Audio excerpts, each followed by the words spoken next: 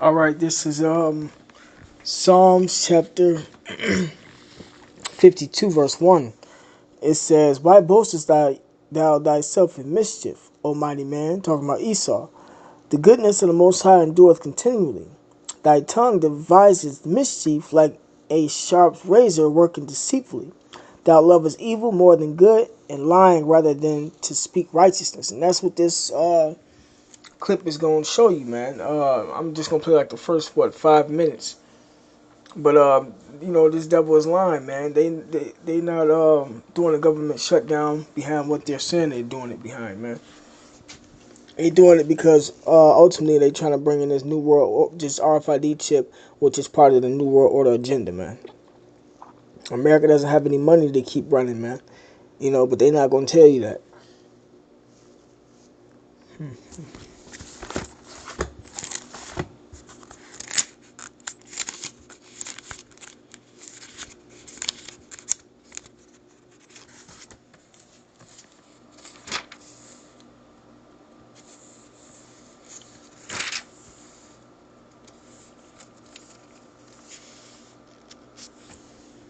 It's Revelations chapter 13, verse 16.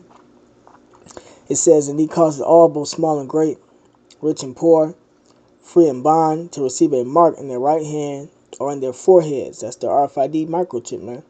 "And that no man might buy or sell save he that had the mark, or the name of the beast, or the number of his name," because ultimately the system is going to crash, man.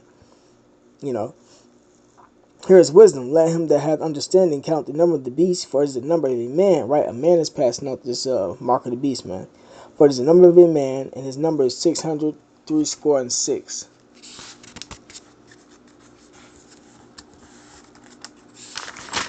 This is Revelation chapter 14, verse 9. It says, "And the third angel followed them, saying with a loud voice, If any man worship the beast and his image, and receive his mark," which is the mark of the beast, the RFID chip, "in his forehead or in his hand, the same shall drink of the wine of the wrath of the Most High, which is poured out without mixture into the cup of his indignation," which is the thermonuclear missiles, man. So if you take the RFID chip, you're gonna get hit by thermonuclear missiles, man. And it didn't say if you take it, put it in, and take it out, man. If you take the chip at all, man, you're gonna be hit by thermonuclear missiles, man.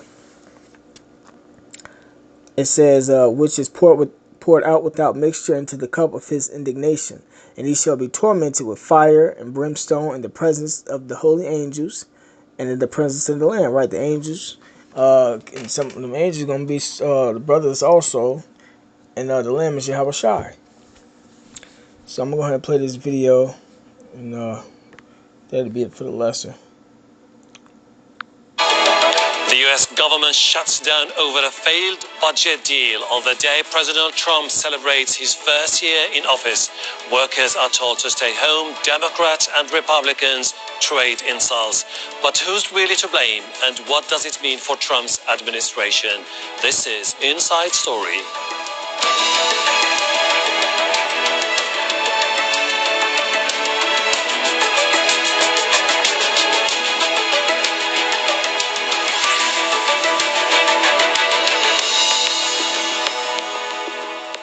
Hello and welcome to the program. I'm Hashim Ahalbara. For another note, these people losing their jobs behind this government shutdown, this society, this country going broke, this corporation going broke. So this ultimately also gonna help bring in these race riots too, man. Donald Trump's first year anniversary as US president will certainly go down in history. It was the day the government shut down. Congress failed to back a bill to fund federal agencies. Hundreds of thousands of government workers are affected. Some will stay home because their offices will be closed. Others will work without pay. Republicans and Democrats blame each other for not reaching a last-minute deal. Talks broke down over issues related to immigrants and border security. We'll talk to our guest shortly, but first, Pt.2 reports from Washington, D.C. This is not the anniversary any leader wants to have. It was exactly 1 year ago when Donald Trump made this promise and became president. We will face challenges, We will confront hardships, but we will get the job done. He vowed government would work again. It's clear with this, it isn't. Republicans who control the Congress and the White House lost 4 of their own members but picked up 5 Democrats. Still not enough to pass the bill. That means many non-essential government employees won't be coming to work on Monday without a deal. Although most essential federal services will continue. The employees just won't get paid until it's over. It came down to this, a program that was in place to protect children brought into this country without documentation. President Trump threw it out, said Congress should fix it. He promised to help. If we do this properly, DACA, you're not so far away from comprehensive immigration reform. And if you want to take it that further step, I'll take the heat. I don't care. I'll take all the heat you want to give me. They brought him a bipartisan deal, and he refused to sign it. So Democrats refused to help pass the budget. Now the White House is saying they still have the weekend to work out a deal. I think it'll be taken care of before Monday. That's what I just said. I said I absolutely think there's a really good chance it gets fixed before the officers are supposed to. Is that eating still? For now, it is a standoff, a functioning government held hostage, while 2 parties wait to see which side the public will blame for the very dysfunction that Trump promised to end exactly 1 year ago. What we've just witnessed on the floor was a cynical decision by Senate Democrats to shove aside millions of Americans for the sake of irresponsible political games. The government shutdown was 100% avoidable. This will be called the Trump shutdown because there is no one who deserves the blame for the position we find ourselves in more than President Trump. Patty Culhane, Al Jazeera, Washington.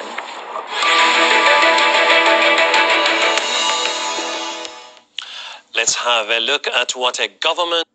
On another note, too, man, them Latins that they, plan on sending back to South America, man, that's gonna help bring them race riots in, man, because a lot of them already been over here and don't want to go back. A lot of these Latins don't want to lose their families, man. So it's a lot going on with that also, man. But it's still prophecy, man. Shutdown means, as of Saturday, hundreds of thousands of government employees will stay home on unpaid leave. Others will work without pay. National parks and monuments may be closed. Visa and passport processing could be delayed. But essential services related to national security and domestic safety will remain functional.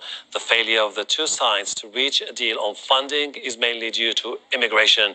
The Democrats wanted the new bill to include protection for undocumented immigrants who enter the U.S. as children.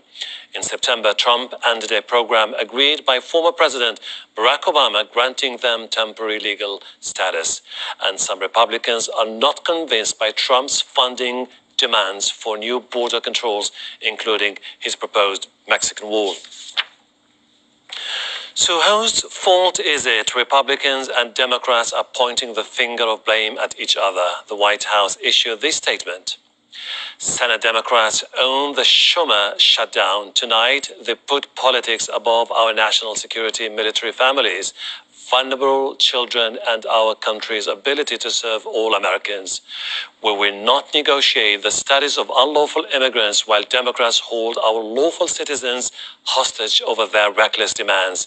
This is the behavior of obstructionist losers, not legislators. The last shutdown was in 2013 and lasted for 16 days. Donald Trump blamed the then President Barack Obama for the standoff. This is what he said in an interview to Fox News. The problems start from the top and have to get solved from the top. The president is the leader, and he's got to get everybody in a room, and he's got to lead. Let's bring in our panel. All right, that's it for the lesson. All praise to Yahweh Shema Shai.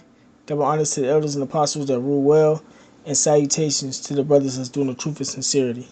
Shalom.